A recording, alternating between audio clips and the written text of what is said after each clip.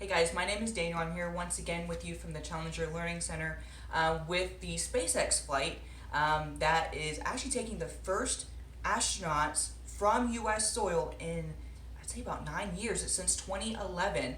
I wanted to do a space-related experiment that you can do at home on how space affects the human body.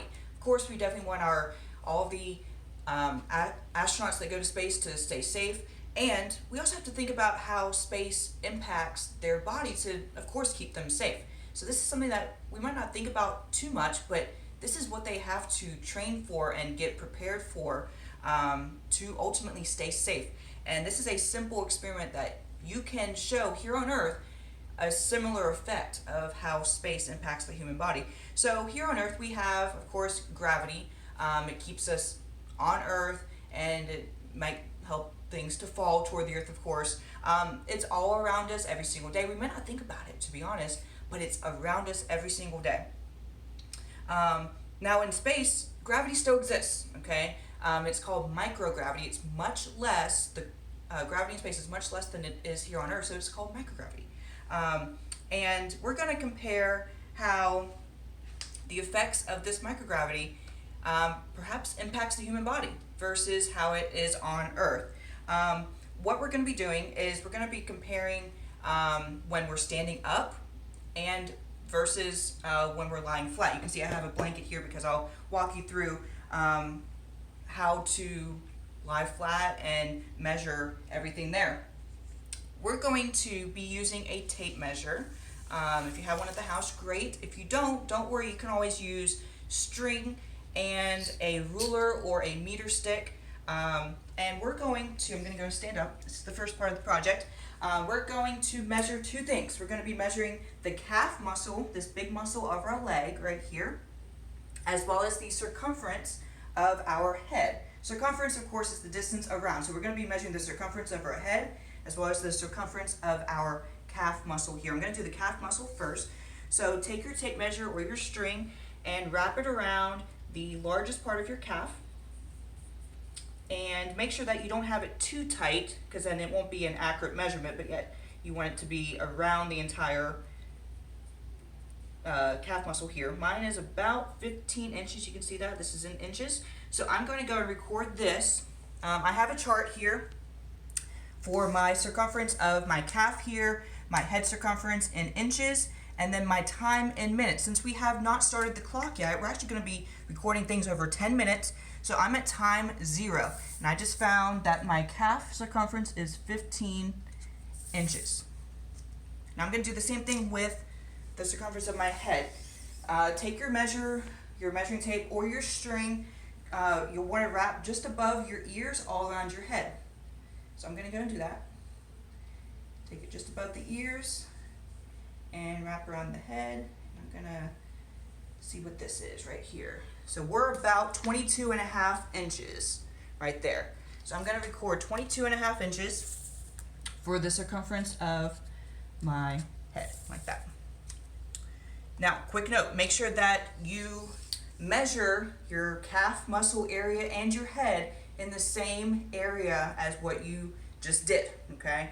That way it's a consistent type of measurement, and your results, will be as consistent as we can get them.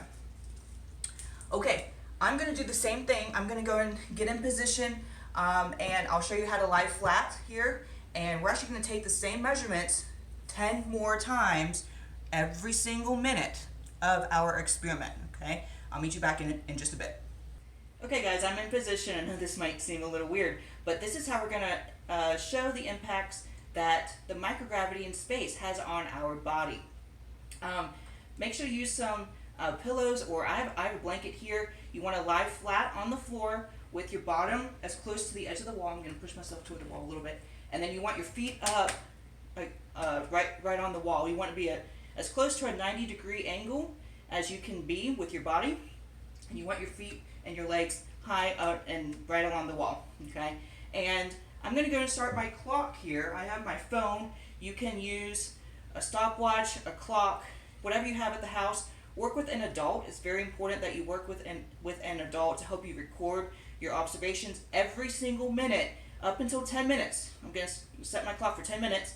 Every single minute, record your circumference of your calf muscle and your head, as I just showed you, every single minute, and then we're going to compare and see what effects we could see in space.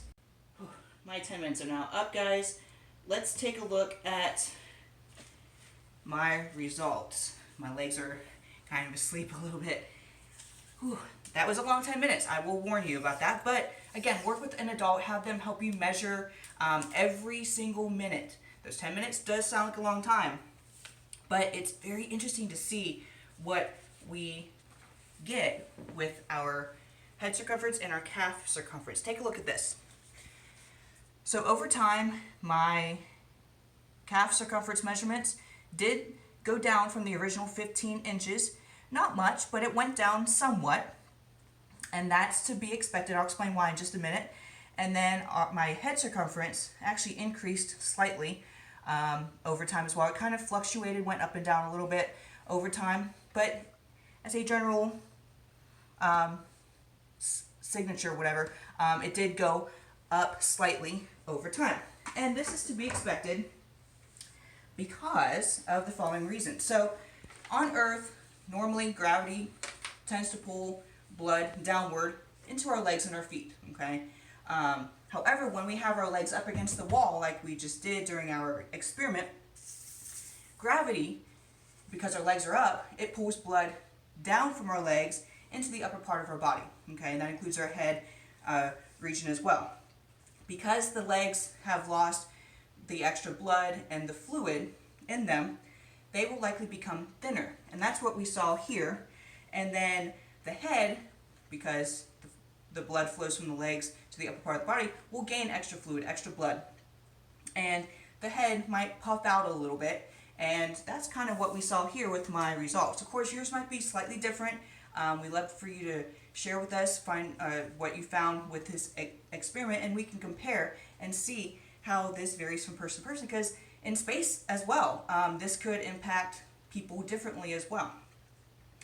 So astronauts in space with the microgravity, actually this whole situation is even more dramatic, with more of a puffy face and loss of or with skinnier legs. And this is called the puffy head and thin bird-like leg syndrome, okay?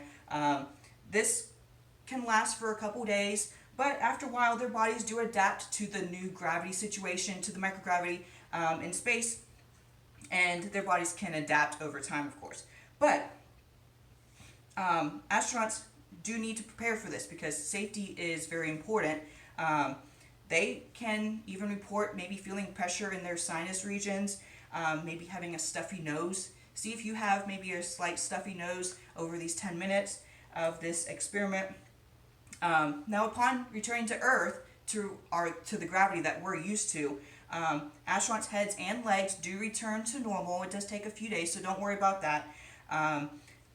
They also can lose muscle mass and also bone density in space. So we have to think of all these reasons for safety. Again, I keep on going back to safety because safety is really key in space. So what happens with muscle mass is over time in space, the just how the microgravity works, the muscles don't have to work quite as hard to pump blood throughout the body. And the longer astronauts stay in space, the weaker their muscles can get. And it's a very important thing that we have to think about. Now, in addition, with bone density, due to much lower gravity, the bones don't have to support as much weight, and they don't have as much stress that we could have here on Earth. So over time, calcium, which is normally stored in our bones here on Earth, can actually break down and be released into the bloodstream when people are in space. And that release of calcium in an astronaut's bloodstream can reflect the decrease in bone density or bone mass, and that can really pose some very important issues that can be related to safety for these people. It can make them weaker, it can make these people weaker and less able to do some work that they need to do while they're in space. So to fix this and to prepare for this, astronauts are required to exercise for at least 2 hours every day. It's very important that they do to keep their blood flowing, keep their muscles strong, to keep their bone density up. It's very important that they do that. Like I said, if they don't do that, they could have less strength to work. It can make them weaker. They could even faint, and that is not good at all. So while they're in space, they can bike pedal, they can work on a treadmill, they can do weightlifting things. So there's a number of things that we have already set in place for astronauts to stay safe in space. And this is a very important topic that you definitely have to think about. Okay, some discussion questions for you guys to consider while you do this experiment. How did your leg and head measurements change over the course of your 10 minutes? We would love to hear from you once more. Make sure to work with an adult to help you measure both your leg, your calf muscles, and your head. And also make sure that you, like I said before, measure in the same area. That way your measurements are consistent. You definitely want to be consistent in all of your observations. Secondly, how did you feel over the course of 10 minutes? So for me, my legs went to sleep somewhat because of the lower blood flow in them. My head felt like a little puffy, like I was a little flushed at times. So we would love to hear from you to see how you felt and also what your observations were. This shows, again, we're not in the microgravity setting of space, but even here on Earth, we can simulate and show a situation that is very similar to what it's like in space. So I hope you guys learned a lot from this. We would love to hear from you, from what you found, and I thank you guys for joining me, and I will catch you guys later.